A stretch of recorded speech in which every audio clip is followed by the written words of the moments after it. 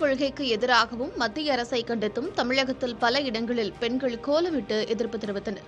சென்னை அடுத்த மதுரவாயல் அருகே மகளிர் குழுவினர் ஒன்று கூடி மும்மொழி கொள்கைக்கு எதிர்ப்பு தெரிவித்து கோலமிட்டனர்.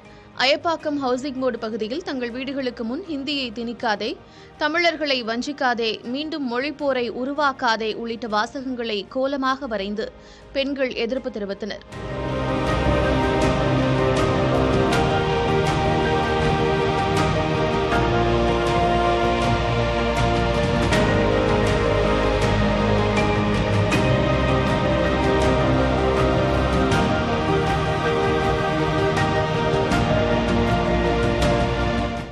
இதேபோல மத்திய அமைச்சர் தர்மேந்திர பிரதான் மற்றும் மும்மொழி கொள்கையை எதிர்த்து நாமக்கல்லிலும் பெண்கள் கோலமிட்டனர். எங்கள் கல்வி எங்கள் உரிமை, தமிழ்நாட்டின் நிதி எங்கே என்பன உள்ளிட்ட வாசகங்களை அவர்கள் வரைந்தனர்.